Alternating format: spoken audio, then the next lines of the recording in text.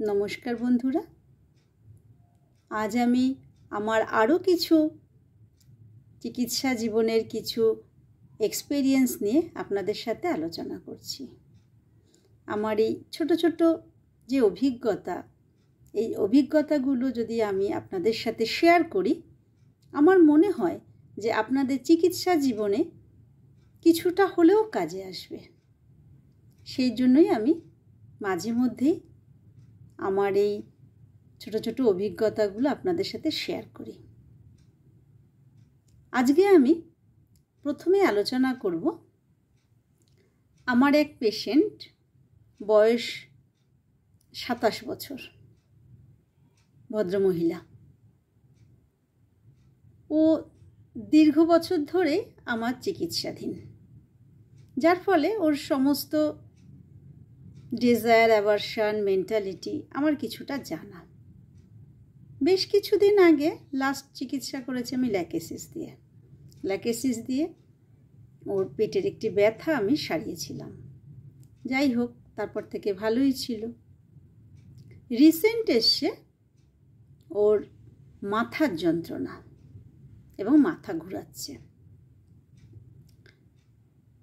যেহেতু ওর মেন্টালিটিটাও আমি জানি, ও একটু বিষণ্ণ, কারণ ওর বিবাহিত জীবন খুব একটা সুখের না, যার ফলে সবসময় একটু বিষণ্ণ থাকে।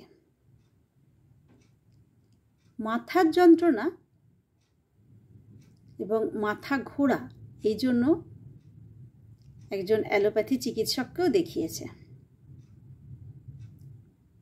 দেখানোতে ওষুধ খেয়েছে, কমেছে, আবার হচ্ছে। তো ছোটবেলা থেকে যেহেতু আমার চিকিৎসাধীন, বিয়ের পরে সেটা আর হয়ে ওঠেনি, মাঝে মধ্যেই ওটা হয় না।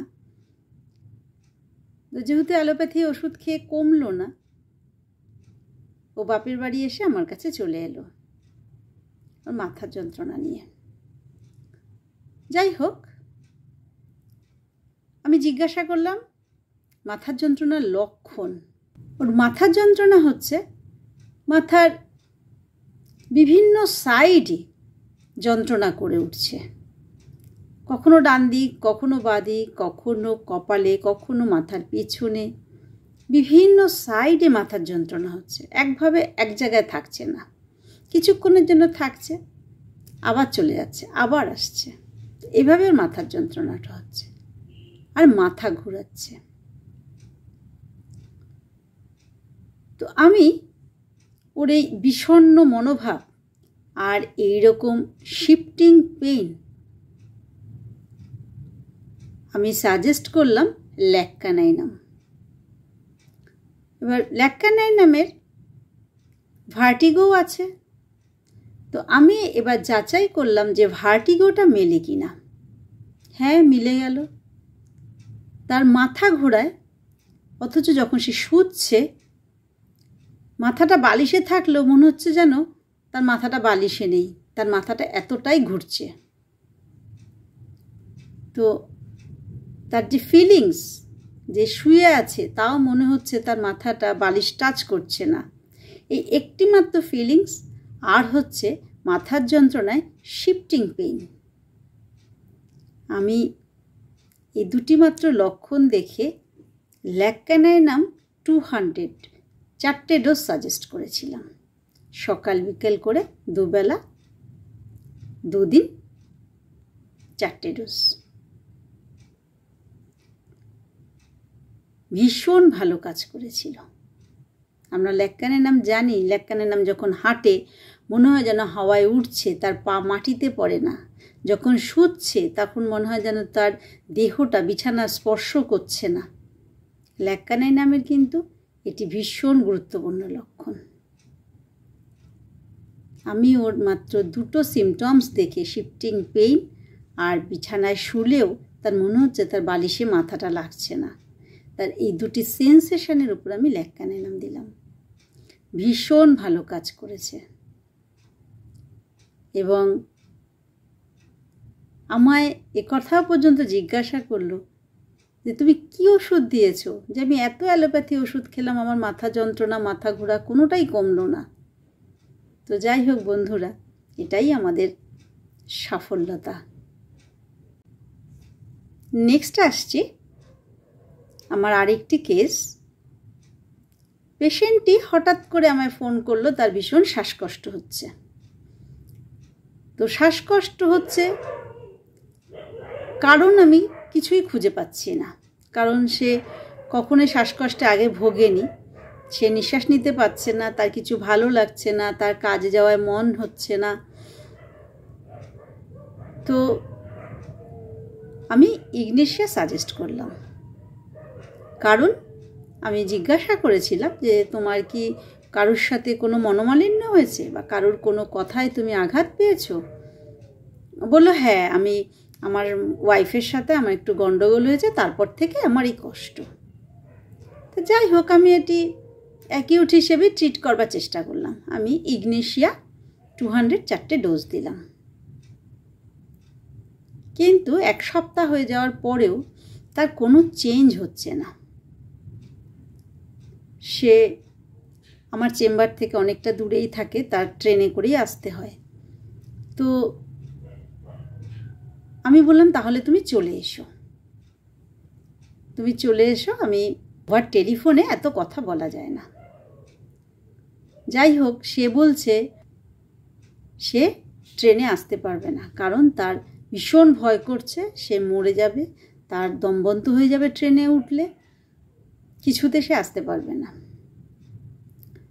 তারপর আমি ভালো করে খোঁজ নিয়ে জানলাম তার ওয়াইফের সাথে যে গণ্ডগোল হয়েছে, সেই গণ্ডগোলটা কিন্তু তার হঠাৎ নয়, দীর্ঘ বছর ধরে তার এই ধরনের একটা সমস্যা চলছে। কি সমস্যার কারণ হচ্ছে তার ভেতরে একটা দীর্ঘদিনে চাপা কষ্ট। সে কষ্ট হচ্ছে তার শ্বশুর বাড়িতে সে যখন একা জামাই ছিল তখন সবাই খুব ভালোবাসতো, সবাই খুব যত্ন করতো, শাশুড়ি মা খুব ভালোবাসতেন।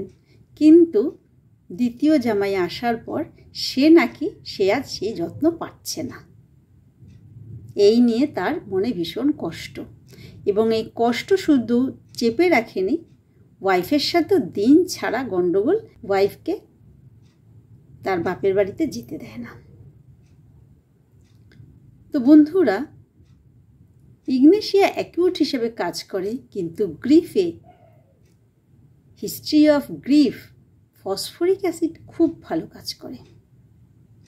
যেমন করে ন্যাট্রামিউর, তেমন করে ফসফরিক অ্যাসিড।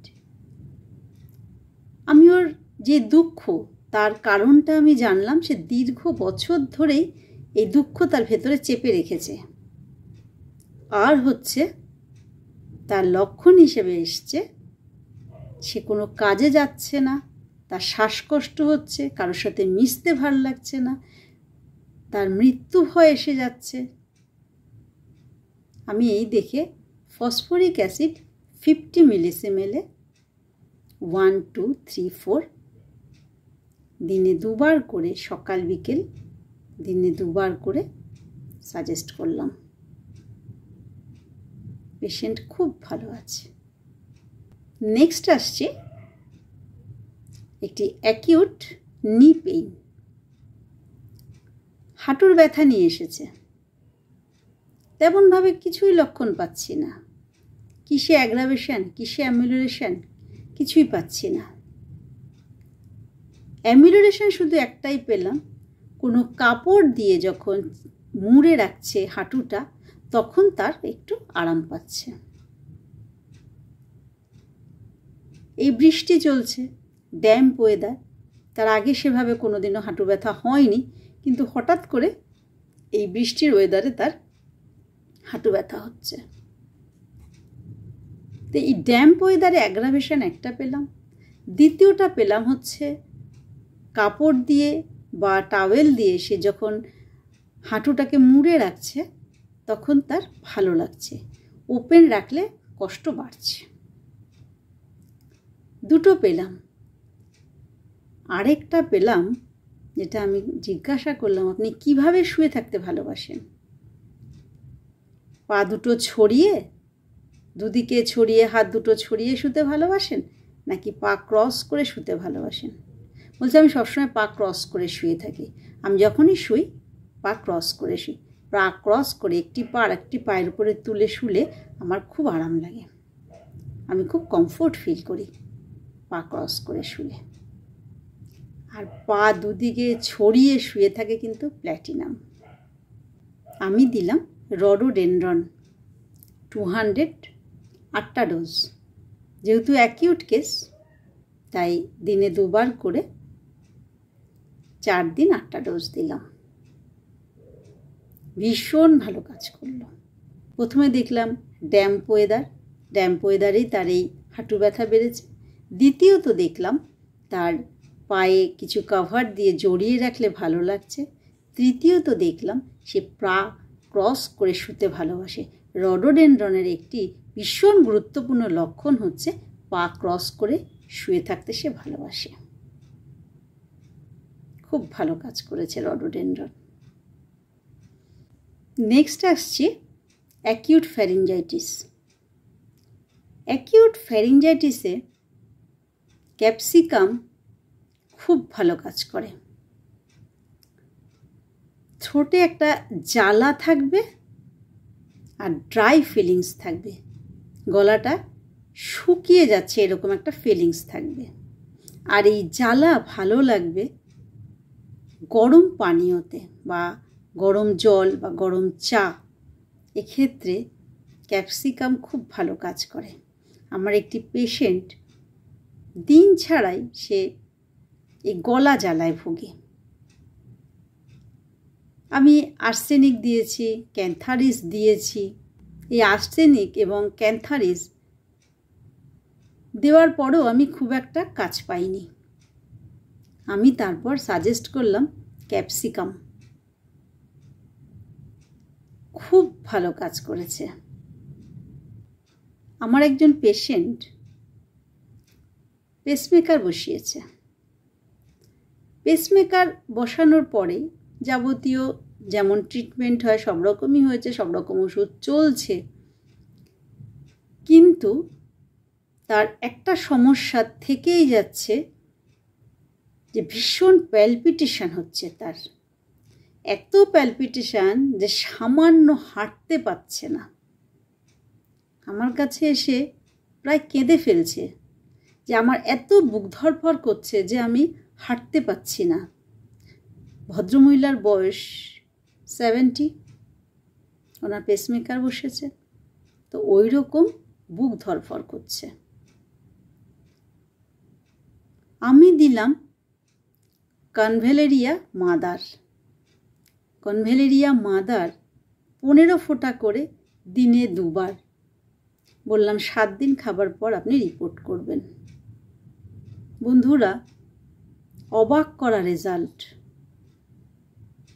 সেই পেশেন্ট এত ভালো আছে, 5-6 বছর হয়ে গেল তার পেসমেকার বসানো হয়েছে, আজও পর্যন্ত আর সেই প্যালপিটেশন তার হয়নি। সে ছুটে বেড়াচ্ছে, সব রকম কাজকর্ম করছে, যতটা করার বয়সের তুলনায় তার থেকে বেশিই করছে, কিন্তু তার সে প্যালপিটেশন আর ফিরে আসেনি। কনভ্যালেরিয়া মাদার ভীষণ ভালো কাজ করে হার্টের প্যালপিটেশনে।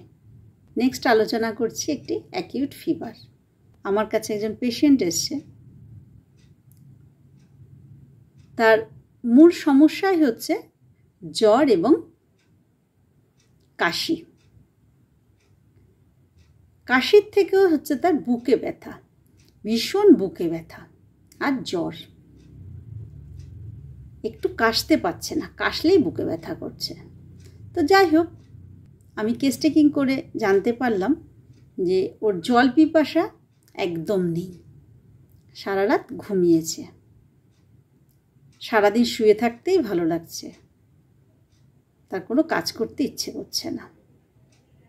ইভেন কি তার ছেলে খাচ্ছে কি খাচ্ছে না তাও তার দেখার মতন এতটুকু ইচ্ছে নেই। আমি দিলাম জেলসিমিয়াম, কিন্তু তার বুকে খুব ব্যথা, সঙ্গে একটু মাথার যন্ত্রণাও আছে। বুকের ব্যথার লক্ষণটা ব্রায়োনিয়ার মতন পাচ্ছিলাম, যখন কাশছে বুক চেপে কাশছে,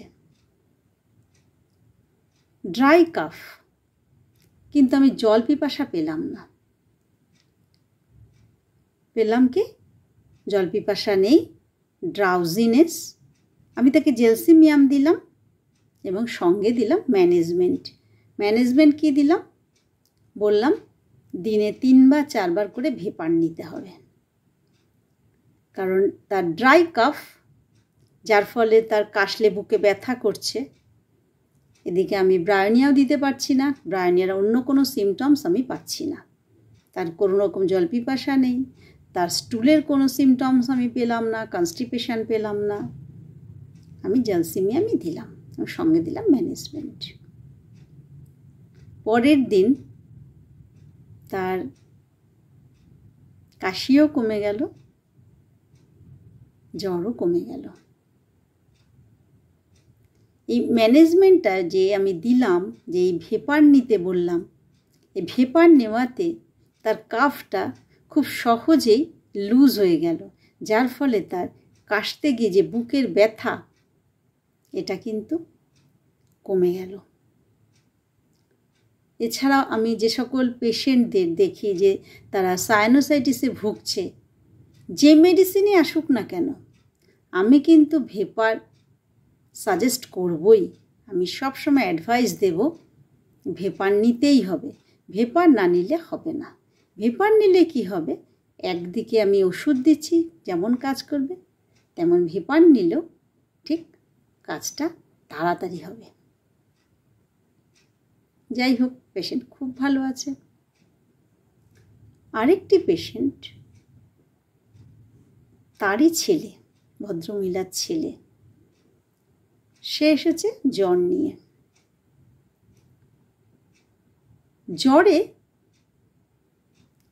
সমস্ত সিমটমস আমি জেলসিমিয়াম পাচ্ছি। জেলসিমিয়াম থেকে আমি চোখ সরাতে পারছি না। চেম্বারে এসেছে অতটুকু বাচ্চা, যে এলে 1 মিনিট দাঁড়াতে পারে না, কন্টিনিউয়াস ছটফট করে, সেই বাচ্চাটি চেম্বারে এসে একদম চুপ করে চেয়ারে বসে রয়েছে। কোনো জল পিপাসা নেই, সারাদিন ঘুমোচ্ছে,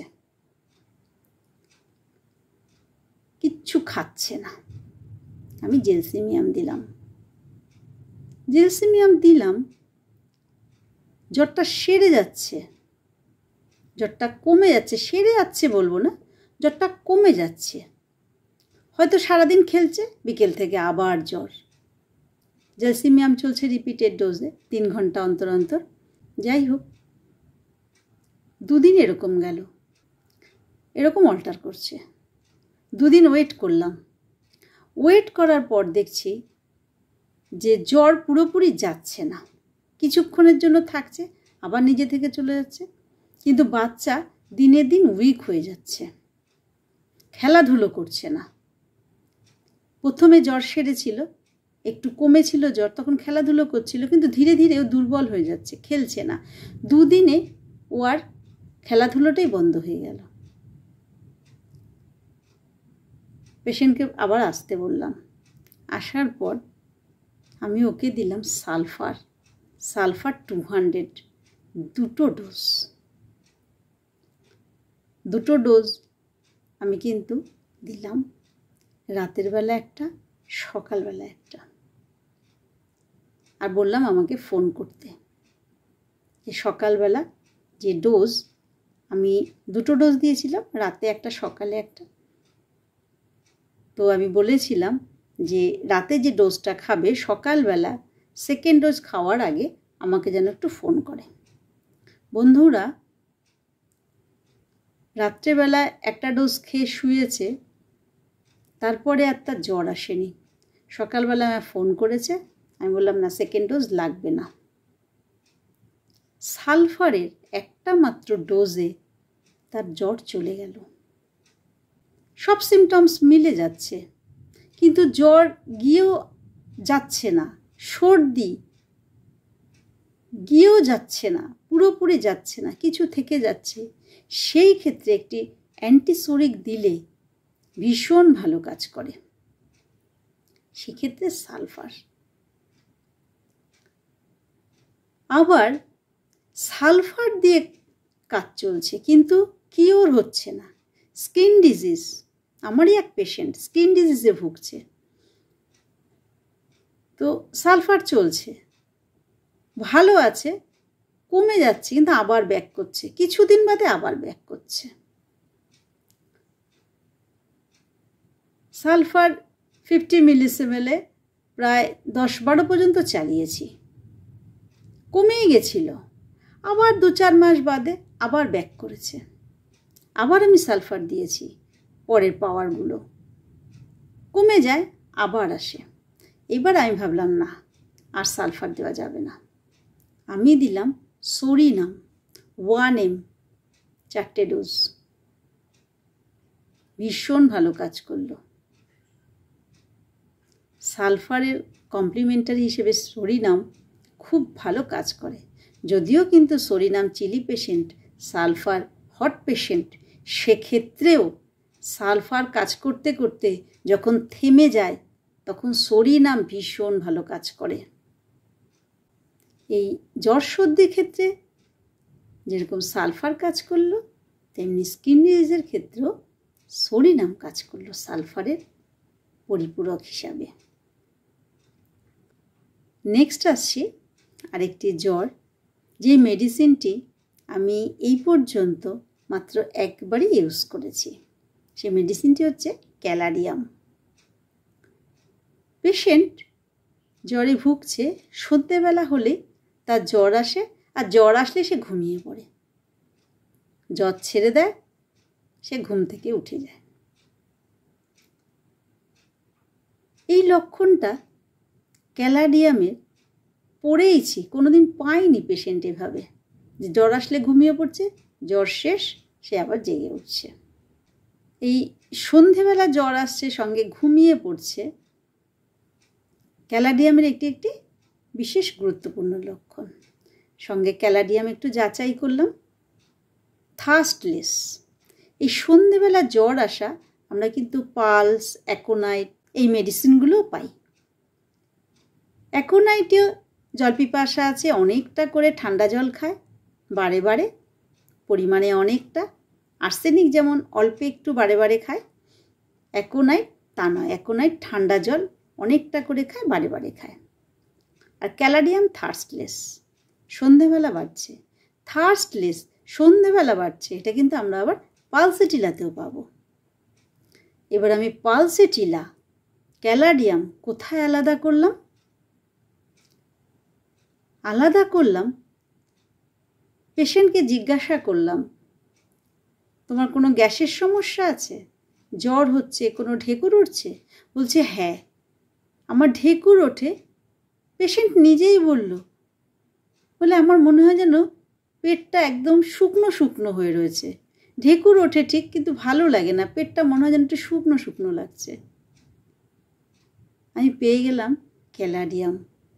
ক্যালাডিয়াম একমাত্র মেডিসিন ঢেকুর দেয় কিন্তু সঙ্গে মনে হয় পেটটা শুকনো হয়ে রয়েছে, স্টমাকটা একটা ড্রাই ফিলিংস হয়। এটা ক্যালাডিয়ামের একটি খুব গুরুত্বপূর্ণ লক্ষণ। আমি ক্যালাডিয়াম 30 6টা ডোজ দিলাম, ভীষণ ভালো কাজ করলো। আমার জীবনে আমি একবারই এ পর্যন্ত ক্যালাডিয়াম ব্যবহার করেছি। আরেকটি জ্বরের পেশেন্ট, তার মধ্যেও প্রায়নিয়ার সব লক্ষণ দেখতে পাচ্ছি। অনেকটা করে জল খাচ্ছে, চুপ করে শুয়ে থাকছে, কোনো কিছুতে তার এনার্জি নেই, মুখটা ড্রাই ভাব। পালস দেখলাম, পালসটাও সেই অর্থে কোনো চেঞ্জ নেই, মোটামুটি জ্বর যেরকম পালসের রেটটাও সেরকমই ছিল। একটি বিশেষ লক্ষণ দেখলাম, সেটা হচ্ছে পেশেন্টের নিজেই বলছে যে আমার মুখে খুব গন্ধ হচ্ছে। বললাম পটি কেমন হচ্ছে, শক্ত না নরম? বলছে নরম, নরম পটি। আমি পটিতে কি খুব স্মেল আছে? বললো হ্যাঁ, ভীষণ স্মেল, অফেন্সিভ স্মেল আছে পটিতে, মুখে অফেন্সিভনেস। আর ব্রায়োনিয়ার মতন চুপচাপ শুয়ে রয়েছে, জল খাচ্ছে। আমি সমস্ত লক্ষণ ব্রায়োনিয়ার দেখলাম, কিন্তু শুধুমাত্র স্টুল দেখলাম লুজ এবং অফেন্সিভ। ব্যাপটিসিয়া দিলাম 200। অ্যাকিউট কেসে আমি সেন্টিসিমেলেই সাধারণত ব্যবহার করি। 200 দিলাম, 6টা ডোজ। খুব ভালো কাজ করলো। সঙ্গে ফাইটাম চললো দিন 7-8, 7-8 দিন ফাইটাম চললো। পেশেন্ট খুব ভালো আছে। বন্ধুরা, আমি এই ছোট ছোট অভিজ্ঞতাগুলো আপনাদের সাথে এই জন্যই শেয়ার করি যে যদি আপনাদের চিকিৎসা জীবনে কোনো কাজে লাগে তাহলে আমার খুব ভালো লাগবে। তো সেই সঙ্গে বলি, যদি আমার ভিডিওটি ভালো লাগে অবশ্যই শেয়ার করবেন, লাইক দেবেন, কমেন্টস করবেন এবং আমার চ্যানেলটি সাবস্ক্রাইব করবেন। নমস্কার।